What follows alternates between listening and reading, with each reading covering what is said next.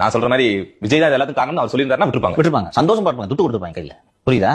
So அவர் அந்த Felix and Leo பேசின அந்த வீடியோ எவ்வளவு வியூஸ் போயிருக்குன்னு நீங்க பாத்துருப்பீங்க. அவ்வளவு மக்கள் அதை பார்த்திருக்காங்க. அந்த பார்த்த மக்களுக்கு எல்லாம் ஃபெலிக்ஸ் கைது செய்யப்பட்டிருக்காரு தெரியாதா? அவர் என்ன தப்பா பேசிட்டாரு? உங்க மேடையில கெட்ட கெட்ட வார்த்தையில பேசுறாங்கடா. உங்க மேடையில சிவாஜி கிருஷ்ணமூர்த்தின்னு ஒருத்தன் தினமும் பேசிக்கிட்டு இருக்கான். நீங்க நடத்துற ஐடிவிங்க ஆபாசமான ஐடிவிங்க இருக்குது. அப்படி இருக்கும்போது நீங்க இந்த ஃபெலிக்ஸை இந்த வீடியோக்காக கைது செஞ்சுட்டு போறீங்கன்னா, அப்போ கரூர் சம்பவத்தில் ஏதோ சரிதான் இருக்கிறது என்று மக்களுக்கு தோன்றுமா? தோன்றாதா? ஃபெலிக்ஸ் இப்ப என்ன தப்பா பேசினாரு? இவையெல்லாம் சந்தேகங்கள் என்று எழுப்பப்படுகின்றன. அவரா சொல்லல, வேற ஒருத்தவங்க அங்க பங்கேற்றவங்க பேட்டி கொடுக்குறாங்க. அதுல இருந்து சொல்றாரு. கரூர்ல இருக்கிறவன் சொல்றது பொய்ன்னு வச்சுக்கிட்டாலும் நீ அவனை தானே கேட்கணும். அப்ப இதை பாக்குற ஜனங்க எப்படி பார்ப்பாங்க? அப்போ மீடியாவையும் இந்த டிவி பேப்பர்லயும் எவனையும் உண்மை எழுத விட மாட்டேங்கிறீங்க. அப்படி உண்மையை பேசுறவனெல்லாம் தூக்கி நீங்க கைது செய்றீங்கன்னா, யூடியூப் எல்லாம் பார்த்து பயப்படுற கவர்மெண்ட் தான் இந்த கவர்மெண்ட். ஏன் பயப்படுது? எவன் உண்மையை பேசினாலும் பயப்படுது. அப்போ கரூர் சம்பவத்துல இவங்களுக்கு ஏதோ பங்கு இருக்கு.